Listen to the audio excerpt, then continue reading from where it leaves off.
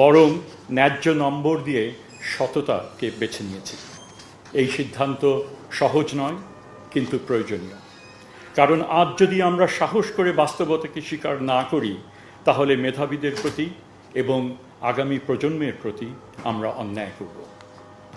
শিক্ষা মন্ত্রণালয় হিসেবে আমরা কোনোভাবেই দায়িত্ব এড়াতে পারি না এই ফলাফলের জন্য। এবং এই মন্ত্রণালয়ের কর্ণধার হিসেবে আমার প্রথম দায়িত্ব হলো নিজেকে এবং আমাদের পুরো ব্যবস্থাকে মূল্যায়নের আওতায় আনা। এই ফলাফলকে আমি আত্মসমালোচনার সুযোগ হিসেবে দেখছি।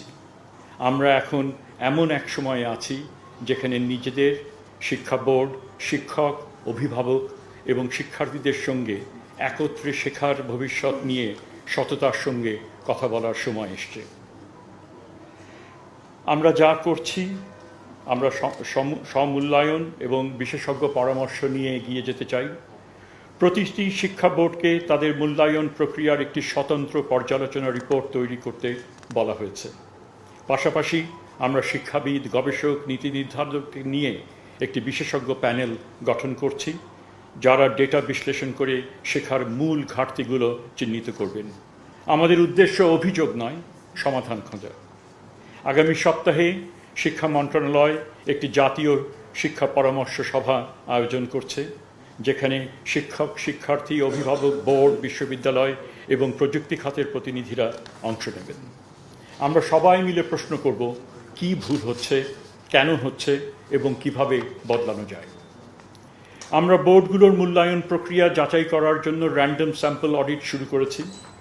সীমান্ত রেখায় থাকা স্ক্রিপ্টগুলো, পরীক্ষার খাতাগুলো বেছে নিয়ে স্বাধীনভাবে পুনর্মূল্যায়ন করা হবে। উদ্দেশ্য শাস্তি নয়, শেখা। কিভাবে মান উন্নত করা যায় তা বোঝা। আমরা এডটেক প্ল্যাটফর্মগুলোর সঙ্গে কাজ করছি, কিভাবে ডিজিটাল শেখা এবং ব্যক্তিকেন্দ্রিক সহায়তা তৈরি করা যায়। উদাহরণস্বরূপ ইংরেজি এবং গণিতে ব্রিজ কোর্স বা বুট ক্যাম্প চালুর সম্ভাবনা আমরা অন্বেষণ করছি এবং বাস্তবতা যাচাই করে এগোব।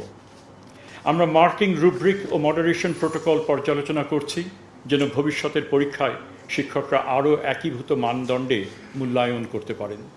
এর জন্য রিফ্রেশার প্রশিক্ষণ প্রোগ্রাম চালুর সম্ভাবনা বিবেচনাধীন। শেখার মান যাচাই করতে আমরা আন্তর্জাতিক রেফারেন্স ফ্রেমওয়ার্কগুলোকে দেখছি। TIMSS ও লানা আমাদের কাছে এমন দুটি কাঠামো, যা থেকে শেখা যায় কিভাবে গণিত, বিজ্ঞান এবং পাঠের গভীর বোঝাপড়া মাপ করা হয়। আমরা এখনই কোনো আনুষ্ঠানিক অংশগ্রহণের ঘোষণা দিচ্ছি না, বরং তাদের পদ্ধতি ও অভিজ্ঞতা থেকে শেখার সম্ভাবনা যাচাই করছি, যাতে আমাদের কারিকুলাম ও মূল্যায়ন আরও শক্তিশালী হয়। শিক্ষকরা আমাদের শিক্ষা ব্যবস্থার প্রাণ। আমি শুরু থেকেই শিক্ষকদের বেতন এবং প্রশিক্ষণ ও মর্যাদা বৃদ্ধির পক্ষে সোচ্চার। আমার সহকর্মীরাও, অ্যাডভাইজারি কমিটির সহকর্মীরাও এই বিষয়ে সহানুভূতিশীল। বর্তমানে শিক্ষক সংগঠনগুলো শতাংশ ভিত্তিক বাড়ি ভাড়া 20% বৃদ্ধি সহ অন্যান্য দাবি তুলেছেন। সরকারের আর্থিক বাস্তবতা অনুযায়ী 5%, ন্যূনতম 2000 টাকা এখন আলোচনাধীন। আমরা বিশ্বাস করি নতুন বেতন কমিশনের সুপারিশে আগামী বছর আমরা একটি আরও সম্মানজনক কাঠামোর দিকে এগিয়ে যেতে পারব। সরকার শতাংশ ভিত্তিক বাড়ি ভাড়া বিষয়ে শিক্ষকগণের দাবির প্রতি শ্রদ্ধাশীল এবং সংবেদনশীল। সামর্থ্য অনুসারে শতাংশ ভিত্তিক বাড়ি ভাড়া প্রদানের বিষয়টি সরকার সক্রিয়ভাবে বিবেচনা করছে। একই সঙ্গে আমরা শিক্ষকদের পেশাগত উন্নয়ন ও প্রশিক্ষণ ব্যবস্থাকে আধুনিকায়নের দিকেও কাজ করছি, কারণ বেতন শুধু নয়, সম্মান ও সক্ষমতাও গুরুত্বপূর্ণ। আমরা 3টি নীতিতে এগোতে চাই। বাস্তবতা থেকে মুখ ফিরিয়ে নয়, বাস্তবতাকে বুঝে এগোনো। দোষারোপ নয়, সমাধান খোঁজা। সংখ্যা নয়, শেখার মানকে সাফল্যের মাপকাঠি করা। এই ফলাফল আমাদের চোখ খুলে দিয়েছে। এটি হয়তো কষ্টের, কিন্তু এটি সত্যের দিকে ফেরার সূচনা। আমরা দায়িত্ব নিচ্ছি, আমরা শুনছি, আমরা শিখছি। আমাদের লক্ষ্য একটাই, একটি সৎ, জবাবদিহিমূলক এবং শেখাভিত্তিক শিক্ষা ব্যবস্থা গঠন করার, যেখানে প্রতিটি ফলাফলই হবে বাস্তব শেখার প্রতিফলন। ধন্যবাদ। একটা বিষয় বছরগুলোতে এক ধরনের শিক্ষক যারা খাতা মূল্যায়ন করতে ইনস্ট্রাকশন ছিল যে নাম্বার বানিয়ে দেওয়া বা রেজাল্ট ভালো দেওয়া, সেটা যেমন একটা নিরপেক্ষ ফলাফলে হস্তক্ষেপ, এখন এবার যারা মূল্যায়ন করলেন তাদেরকে বলা হয়েছে যে যা পাবে শিক্ষার্থীরা সেটি যেন রাখা হয়, সেই নাম্বারটি যাতে রাখা হয়। যেমন কেউ যদি 79 পায় তাকে 80 করিয়ে না দেওয়া হয়, সেই ধরনের একটা নির্দেশনা দিয়েছে বলে আমাদের অনেক শিক্ষক জানিয়েছে। এটাও কি এক ধরনের হস্তক্ষেপ? আমার জানা আমাদের এই প্রথমত অতীতে কি হয়েছে আমরা মোটামুটিভাবে জানি।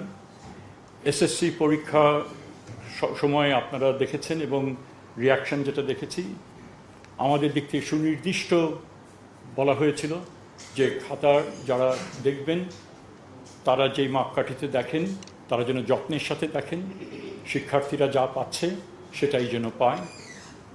এবং একই নির্দেশনা এবারও ছিল। কাজে আপনার দ্বিতীয় পয়েন্ট যেটা বলেছেন সেটা বাস্তবের সাথে সঙ্গতিপূর্ণ না।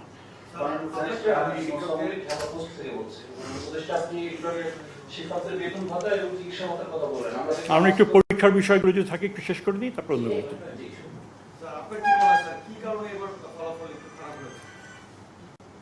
না, এটা আমরা সেই বিষয়গুলোই পর্যালোচনার জন্য সামনের সপ্তাহে আমরা এটাকে ঘিরেই will zero in on this issue, যে এসএসসিতে আমাদের একটা বড় রকমের ফলাফল ওই ধারাবাহিকতা, এই বড় ফলাফল সেটাই করে এবং সেখানে অনেকগুলো বিষয় রয়েছে। কিন্তু সেখানে এই জন্য এটা আমরা আমাদের নিজেদের থেকে কথাটা না বলে যারা শিক্ষার সাথে সম্পর্কিত, যে ভালো স্কুলগুলো যারা রেজাল্ট ভালো করেছে, খারাপ স্কুল যেগুলো থেকে পাশ একেবারেই করেনি তাদের থেকেও প্রতিনিধি নিয়ে আসবো, যারা বিশেষজ্ঞ রয়েছেন তারা রয়েছেন, শিক্ষক থাকবে, অভিভাবক কিছু আমরা নিয়ে আসবো এবং এই আলোচনাগুলো বোধহয় এই প্রশ্নটার উত্তর বোধহয় আমরা কয়েকদিন পরেই আরো জুৎসই আমরা দিতে পারবো। আমার একটা প্রশ্ন ছিল, আমরা দেখি প্রতি বছর যখন রেজাল্ট প্রকাশ হয় তখন কিছু প্রতিষ্ঠান থেকে মানে একদম পাশের হার একদম একজনও পাশ করে না। বিগত সময় এটা থেকে আসলে পর্যালোচনা করে এগুলোকে আপনার কারণটা বের করতে পেরেছেন কিনা, যে কেন একেবারেই একজন স্টুডেন্ট পাশ করে? এবার মনে হয় 200 প্রতিষ্ঠান আছে, সংখ্যা আরো বেড়েছে। এটার পিছনে কারণটা কি হতে পারে?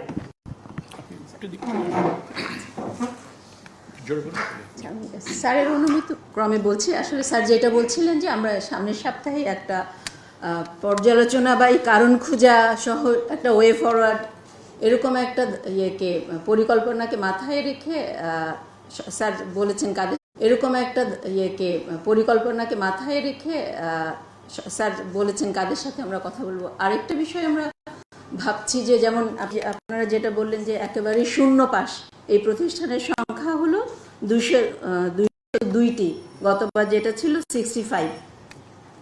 আমাদের একটা চিন্তা বা পরিকল্পনা হলো যে আমরা এগুলো প্লাস কাছাকাছি একেবারে শূন্য, হয়তো শূন্যের কাছাকাছি আরও আছে।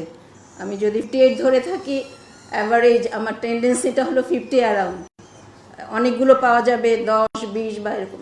যাদের পারফরমেন্সটা একেবারে কম, এটাকে আমরা একেবারে একটা সার্ভে করবো বলে ভাবছি। আমাদের উদ্দেশ্য হলো কারণগুলো যথাযথভাবে খুঁজে বের করা। কারণ যদি খুঁজে বের করতে পারি আমরা সমাধানের উপায়ের দিকেও যেতে পারবো। আচ্ছা বলেন। আগে হয়েছে, এখন হলো আগের কারণ কিছু কিছু, যেমন আমাদের কাছে যেটা মনে হচ্ছে এরকম এভিডেন্স বেসড বা অ্যানালাইসিস বেসড আমরা যা করেছি বা ভাবছি সেটা হয়তো আমি ধারণা নির্ভর বলতে পারি, একটা পারসেপশন বেস বলতে পারি। কিন্তু আমি যখন একেবারে সার্ভে করব আমি পিন পয়েন্ট করতে পারবো কেন ঝামেলাগুলো হচ্ছে। আর যদি এই বছরের কথা বলি, এমন হতে পারে যে আমরা সবাই জানি শিক্ষাঙ্গনের পরিবেশটা খুব বেশি শিক্ষানুকূল ছিল না, এটা আমরা সবাই অনুভব করি। এটা যেমন শিক্ষার্থীদের জন্য, শিক্ষকদের জন্য, অভিভাবকদের জন্য হতে পারে, সেটারও কিছু প্রভাব থাকতে পারে অন্যান্য অনেক কারণের সাথে আর কি। কিন্তু আমরা আসলে এই যে ধারণা এইসবের উপর ভিত্তি করে পরিকল্পনা করতে চাই না। আমরা চাই সার্ভে করে আসল কারণ চিহ্নিত করি এবং তার ভিত্তিতে আমরা পরিকল্পনা করি যেন আমাদের আউটকামটা একটা আমরা ভালো পেতে পারি, এবং এটাই আমাদের স্যার, এবং স্যার। অত্যন্ত দ্রুততার সাথে আমরা এই কাজটি সমাপন করতে চাচ্ছি। আমার নাম রুহুল, আমি একাত্তর টেলিভিশনে কাজ করি। আপনারা তখন খুবই আশাজনক যে আপনারা একটা ডেটা ভিত্তিক বিশ্লেষণ করতে চান, কিন্তু বাস্তবতা মানে এই